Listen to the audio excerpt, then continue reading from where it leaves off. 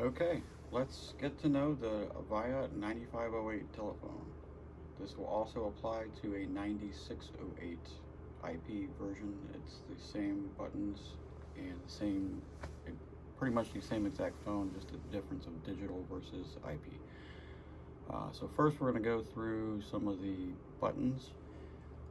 Across the bottom of the screen you are going to have soft keys. These will change depending on the functions that are happening on the phone. So if you're on a phone call, these buttons will actually change to different functions. If you are in voicemail, they will change, and right above them will be the description of what the buttons do for you.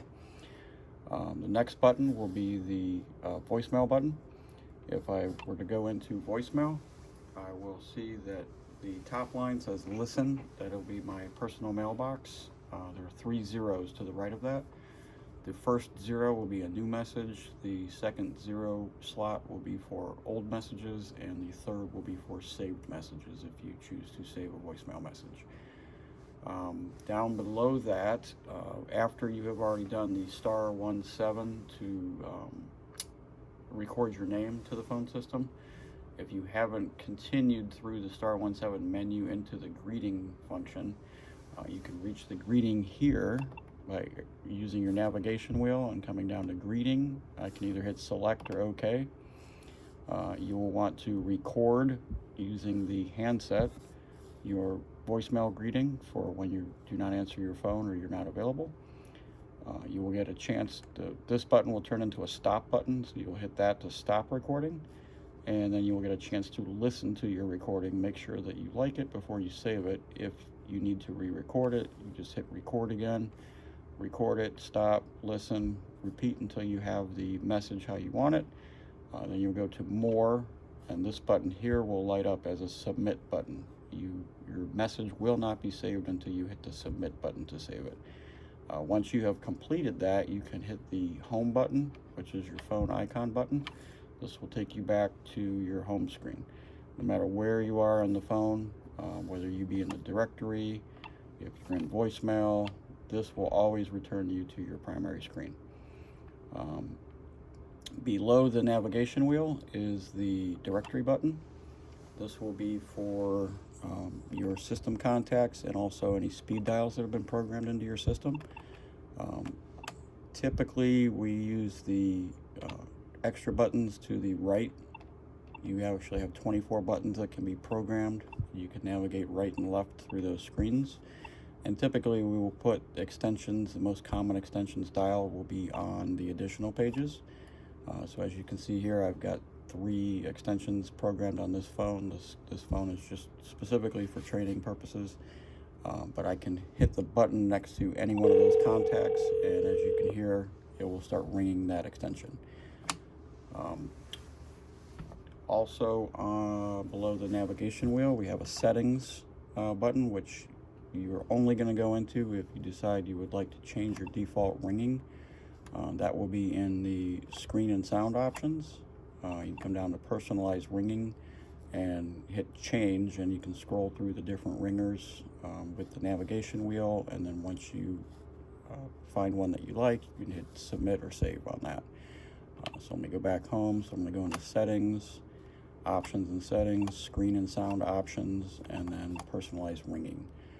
You do also have an option to turn the button clicks on and off so you don't actually hear it when you're pressing buttons. That'll be a personal preference, but by default the button clicks are on. So I can either hit back and exit, or I could hit the home button to go back to my primary screen. So next to that is our call history button. So calls that have been made in or out will list here.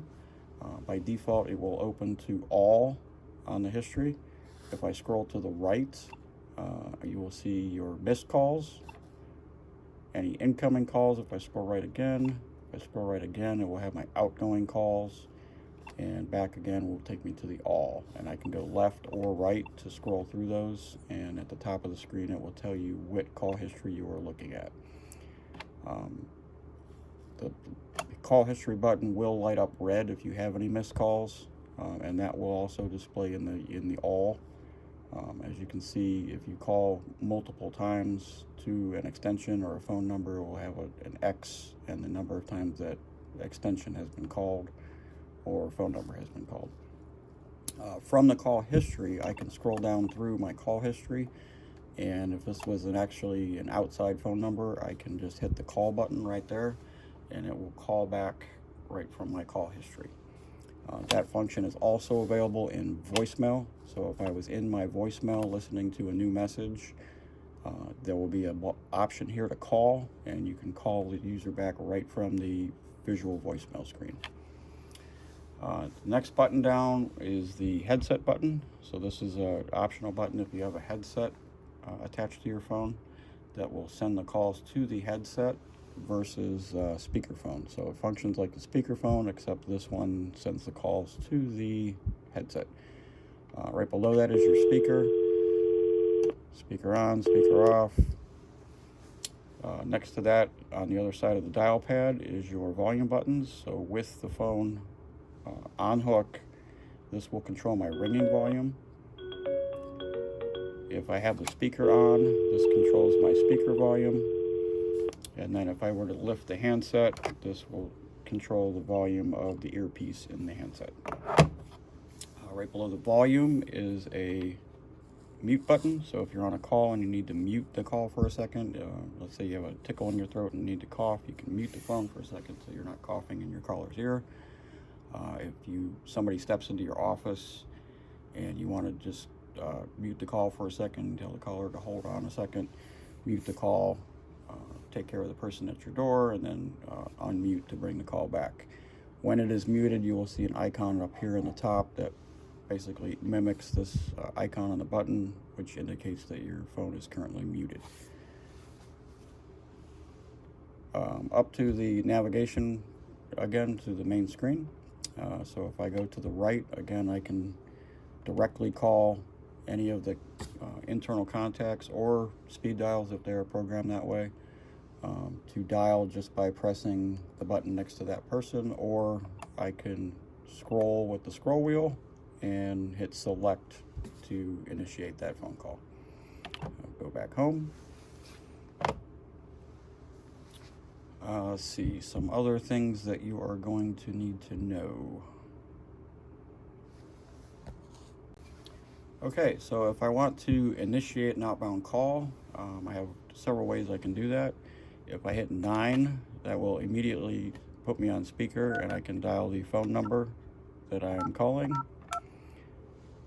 Once that call starts to ring, I can leave it on speaker. I can lift the handset, which will then take the call from the speaker to the handset, or I could transfer it to my headset. Another way to dial would be to hit the speaker first and then 9 and your phone number. Or you could lift the handset and then 9330 area code and dial your number. So there's 3 different ways to initiate a phone call. For incoming calls, there are some different options that will light up as I have an incoming call coming in, which I will demonstrate.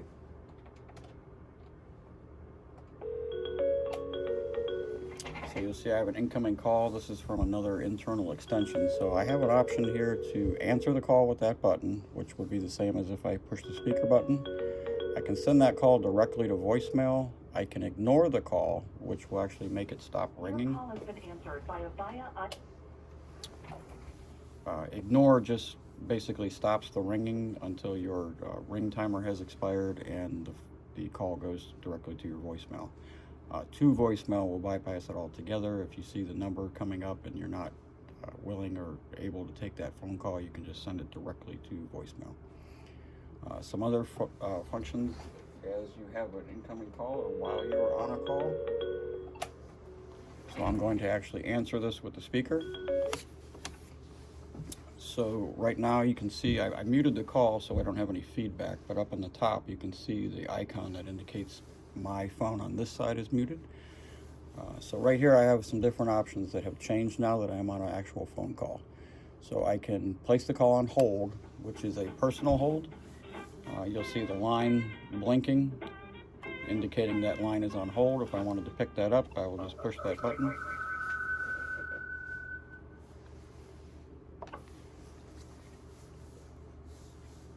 Sorry about that. I will just push that button and bring the call back. I can also park the call, so if I need the call to be picked up by another person in the company, what I can do is I can park the call.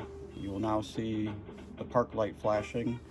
The caller will actually hear hold music, and you can, at this point, you can either directly dial another user's extension to let them know that they have a call on Park 1, or you can page. If your system has the paging ability, you can page the user and bring their attention to that they have a call on Park 1. To pick the call off of Park, I'm just going to push that Park button that is blinking, that I have been told the call is for me, and I'm right on the call. So now if I need to transfer a call, so again, this will be a incoming call or an outbound call. I'm speaking to the person, they need to speak to somebody else. So there's a couple ways I'm going to do this. Transfer directly, or I can also transfer to voicemail. So what I can do here is I can transfer the call. I can dial the extension number of who I want it to send to. It will ring their extension, and before you actually do the transfer, if they were to answer, before I hit the complete button, I would actually have the option to let the party know that I'm transferring to who the caller is that I am transferring. So they will have an opportunity to say yes or no, go ahead and transfer, don't transfer, or just send it to voicemail. If I wanted to just do a transfer and not indicate to the party I am transferring to who is being transferred, then I would just do a transfer, extension number, and complete. So I'll do another inbound call. I answer on speaker again. So again, transfer, extension number, and complete. And if you would like to let the person know who you're transferring, you can wait to hit complete until you indicate the party that's on the phone for the person you're transferring. So also, if I'm on a call and I want to do a conference, what I will do is I'll hit the conference button. I will dial the next party, whether it be an internal extension or an external extension. Obviously using 9 if it is an outside extension, if my system is set up to dial 9 to get out. Once that other party has answered the call, I will hit the conference button a second time, which will bring all 3 parties together. And if I needed to add a 4th person, once all 3 parties are on the phone, I would hit the conference button again, dial the 4th party. Once they have answered, hit the conference button again, and as you do that, your screen will indicate how many people are on the actual conference call. So the other way to transfer is if you want to transfer directly to voicemail. So voicemail transfer, instead of hitting transfer, we're going to actually start this with the voicemail button. So I want to transfer this to voicemail. I'm going to hit voicemail. You'll see the screen says visual voice transfer. I'm going to enter the extension I want to transfer to and hit select. That will immediately send the call directly to that extension's voicemail without ringing their desk phone. All right, so transfer, you also notice there is a drop button. So you'll see if I'm on a call, there is a drop button here, and the drop button is used to hang the call up. As it's ringing, you can also drop the call from ringing to your voicemail if you hit drop. So I can either hang up the call by using the speaker, or I can hit drop, and that will actually end the call as well. So we've gone over Park. If your system is set up for page, when you page, you're going to want to use the handset to page with. You're going to lift the handset, push your page button. You will hear a beep, and after the beep is when you can start speaking. And then when you are done, you just hang up the handset. So let's say Parks I've gone over, your navigations I've gone over. These screens here, if they're programmed for other user extensions like they are in this case, what you'll see is if I were to do a call,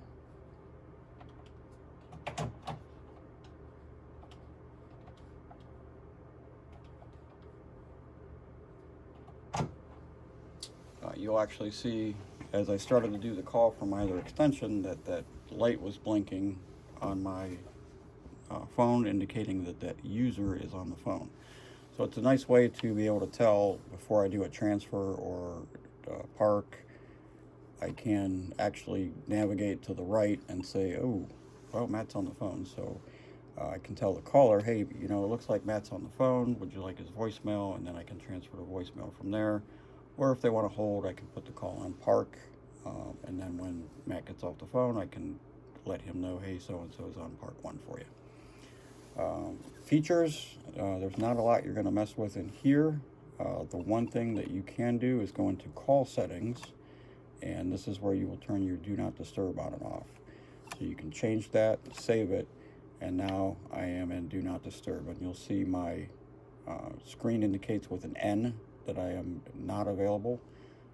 If there is a G up here as well, then there will be a G indicates I'm a member of a ring group, and the NG indicates that I am currently not available, but I am still in that group. Go back into features, go back into call settings, go back into do not disturb, change, and save. So as also in here, you'll see there are do not disturb exceptions. So if I want to put my phone in do not disturb, but I want to make sure that extension 1170 can still get to me, I can add that. So if Greg were to call me, I can put him into the exceptions, and then even if I am on do not disturb, if Greg calls me, my phone will still ring. To edit that, you just come back in, scroll to that user, remove, and I'm done. The internal auto answer is a function that you may or may not use. This will mean that if an internal extension rings your phone, you want it to automatically pick up on speaker and not ring first. That is something you may or may not use. That is where that setting is. So that's the do not disturb. And that pretty much covers the basic use of the phone. Obviously, if you have any questions after this, you are welcome to call our number, 330-686-0226, and we can possibly answer your question over the phone, or we may have to come out and do some additional training.